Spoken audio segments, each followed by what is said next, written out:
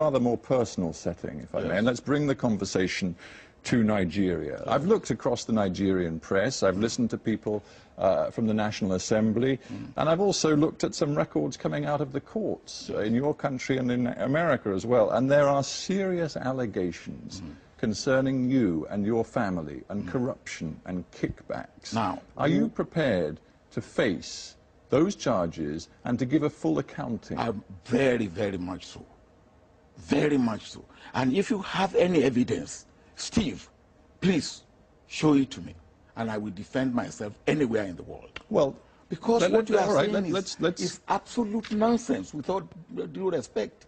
I am the only leader in Nigeria that has been examined and reported upon by the anti-corruption bodies in Nigeria. I am the only one. When your successor took over, he described corruption in the country as endemic, and he said it was the country's elite that was responsible. Well, he's one of them. One of what? He's one of Nigeria's elite. Of course he is, and he's saying, as he takes over and looks at what is happening inside government, there is corruption to the very top. That doesn't reflect well on you. If he said that, did he mention Obasanjo? Did he mention Obasanjo, Steve? But you were the president. I am the responsible for the governance of your country. No, I'm not responsible for the corruption of every Nigerian. Not every Nigerian, but you are, in the end, the chief executive of a country which your own successor says is endemically corrupt. You have made strong allegation against me personally, and against my family. I'm coming to that. And you have no way to substantiate it. Substantiate it.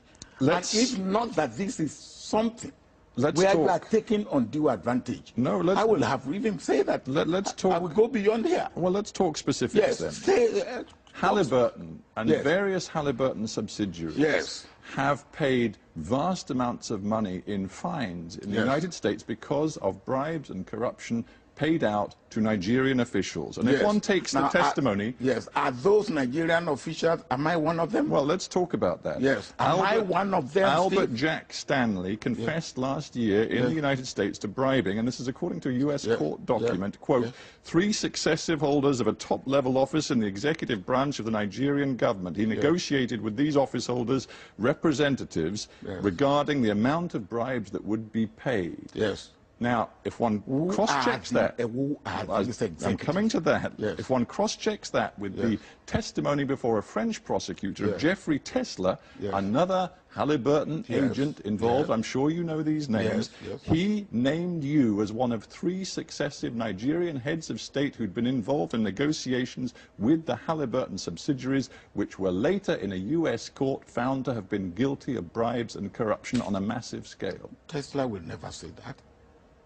Tesla, it's in the French records. Let Tesla bring out because by the time when you say somebody is guilty of corruption, there must be the giver, there must be the taker, and there must be the evidence. Did you have communication with Jeffrey Tesla? No. Never? No. Absolutely never, despite anything he has testified. Not me personally. As you know, he's been arrested, and the U.S. is now seeking his extradition. Are you worried about what he may say in a U.S. court? I am not worried. He will bring evidence. I'm not worried. I am not worried. I am very, very sure of my position and my stand. All right? I do not say that people in my government were not corrupt. But I am. Well, let's stop you just there. Are you saying that people in your government were corrupt? Of course, I will not. Can you say the people in the government of any country are not corrupt? But I'm talking about senior people. I'm talking about ministers. I'm talking about your closest allies. Do you now believe some of them were corrupt?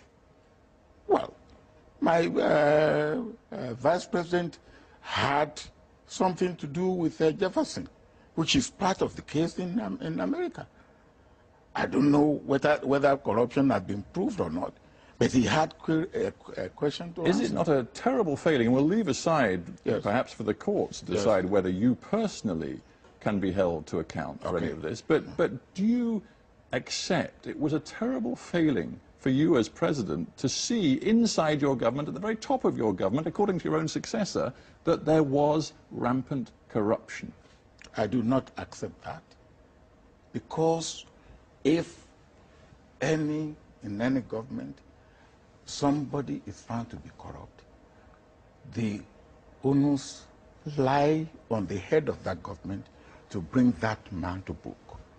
When I was the head of government, there's no case of corruption against any minister, any high government official. But that just shows the system doesn't work. No, I don't agree with you. But you've admitted to me that corruption was prevalent in your country when you were president, and yet not one senior official inside your federal government has been convicted of serious corruption. I do not agree with you. You don't have your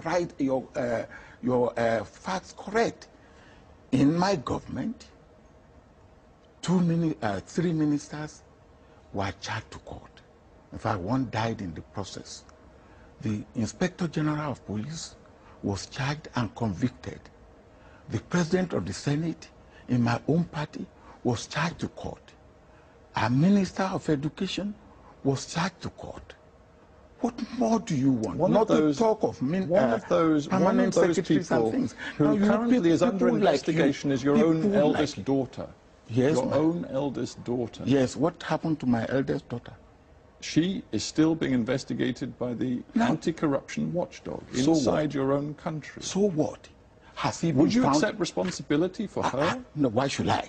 He's old enough. He's a girl of 42 years old. Will you accept responsibility for your son at the age of 21 for whatever he does? Now, don't ask me that type of question. I found it very insulting, with all due respect. Now, you won't ask that type of question to a European leader?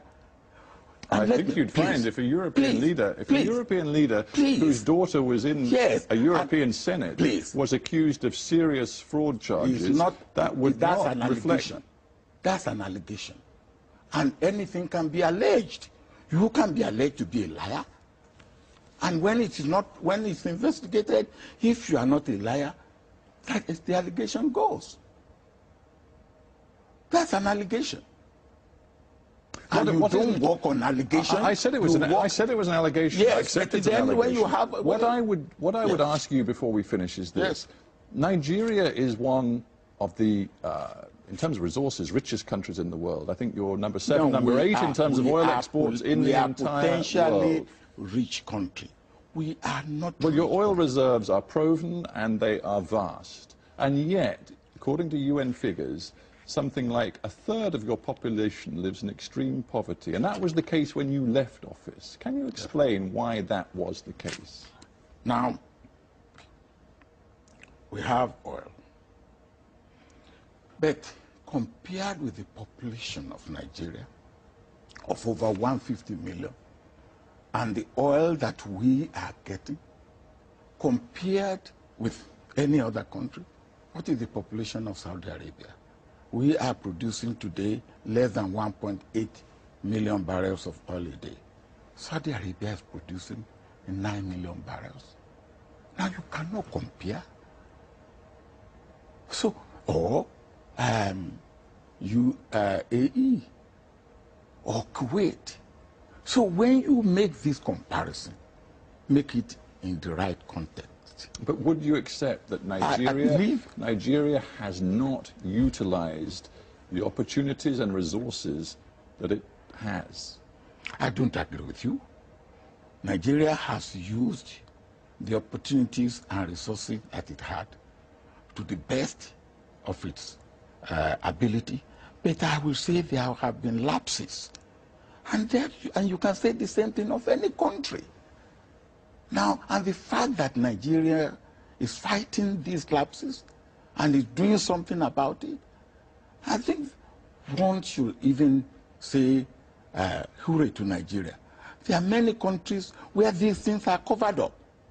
In our own case, we are ready to go out and say, yes, we set up, under my own administration, 2 bodies, unlike any other country, that are fighting corruption. 2 bodies. And even here, the Metropolitan Police gave us kudos for the way we are fighting. Final thought, because we must end, but your successor,